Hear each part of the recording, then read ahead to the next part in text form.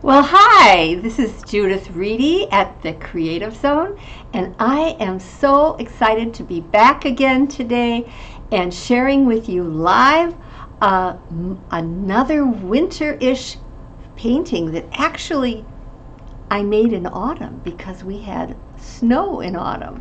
So I'm so glad to be here, and as you can see sort of the underpainting, but we're going to show you how we did it.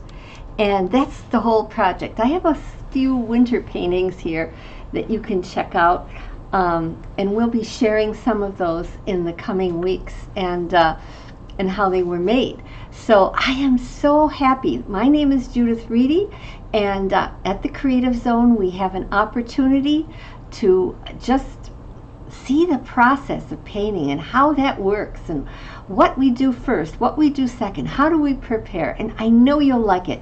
So make sure to subscribe and like this, whatever, if you're on YouTube or if you're on Facebook, wherever you are, because I'm on both of those platforms in 3 different places, because on Facebook I'm on Judith Reedy Visual Artist and Judith Reedy Creative Zone. So the last couple weeks we have been, last week we did a winter painting, and today we are going to be doing another painting that is a winter painting. And I love this one. It's kind of fun today because I'm going to let you just watch this process. But when I started these paintings, I really was very interested in the shapes and the values of those shapes. And I prepared myself by doing a sketch, but more important than the sketch in this case was the underpainting. And that's what we're going to be looking at today. My idea was this wonderful winter painting that you can see in the upper right corner that I had in mind that I wanted to make, and I wanted to attack it by working on the shapes and the values. And so let's see how that's done today. That's the second design phrase, and that's what we work on today. Next time we'll be doing the value to the color, and then we'll be actually finishing the painting. So let's go and let's see what we have here.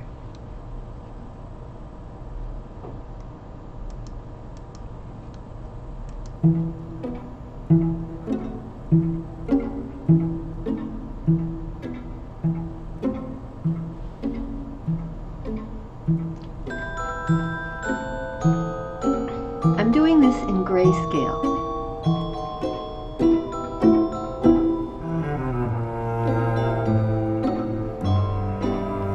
And as you can see in the lower left-hand corner, there is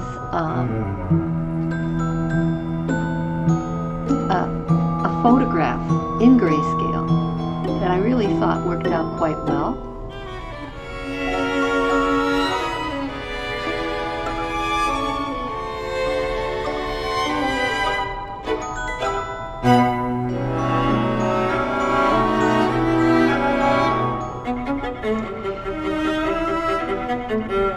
Sometimes I keep the values a little bit lighter than they actually are because I intend on developing them further in the painting, but still I try to keep the relationship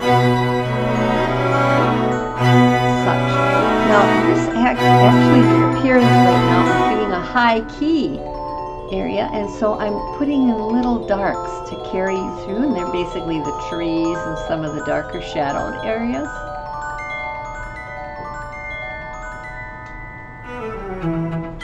But it will give you a good idea of how I'm thinking about the image and how I'm putting it together. And this will be the preparation. I hope you're enjoying the little music with this. I think it's the dance of the fairies from the Nutcracker. So I'm pretty excited about that. And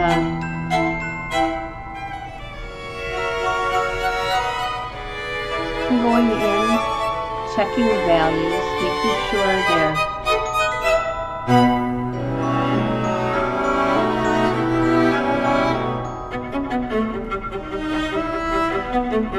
Now, I don't really want a strong emphasis on the road, but I will make it a little darker.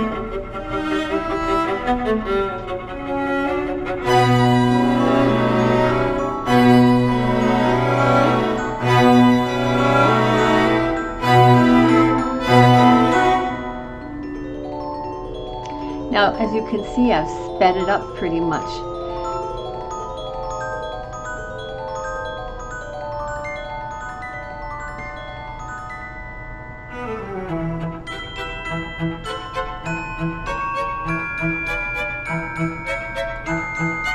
And I'm really giving it, now I'm putting them back into whites.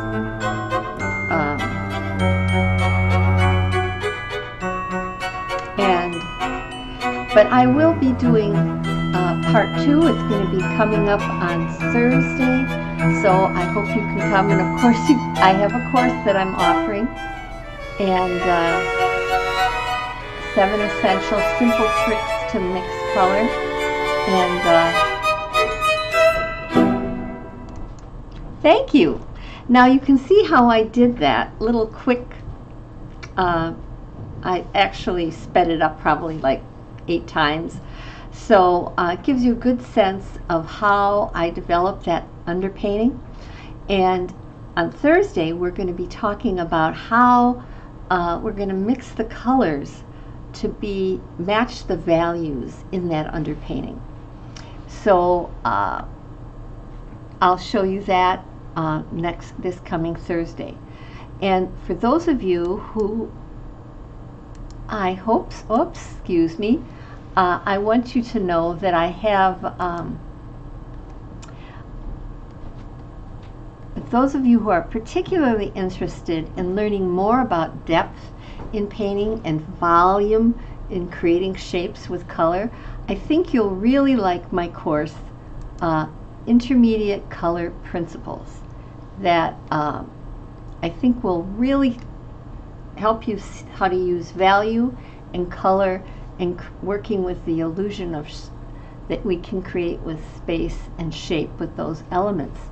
And that course, Intermediate Color Principles, is the second major course that I offer. Now, those of you who have taken my other 2 courses, which you're saying, what do you mean? Well, I have a primer, and then I have the color foundations, and then I have Intermediate Color Principles. But in this course, which is really dealing more directly with landscape painting and with still life, you're going to be learning about foreground, middle ground, background, how to use values in planning, and how to match colors, how to create vibration, and then also we're going to be making believable shapes with our in our still life. So I think you'll find that class really interesting and helpful to you. So that's Intermediate Color Principles. Now, those of you who have signed up for and are in my Color Foundations class, I just want you to know I have a new unit in which you're going to be able to make some beautiful flowers, varying the hue, but keeping the value relationships the same. And that way you're going to be able to make some beautiful variations on a flower. And then, of course, for those of you who say, I've never worked with color, I don't know the first thing about mixing color. Well, I have 7 essential simple tricks to mix color. If you want to just get your feet wet, you can learn about, I'll give you a warm and cool of each primary, the 3 primaries. That's 6 colors, warm and cool.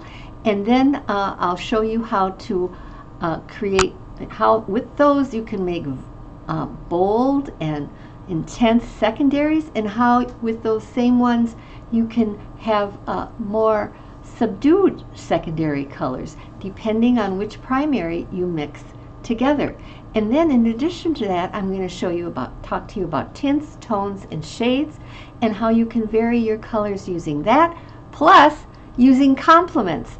So I think you're going to find that this is going to be really helpful, because once you have that, then you're ready to learn about color vibration, and I'll be talking about that. All of that you get in my 7 essential simple tricks to mix colors.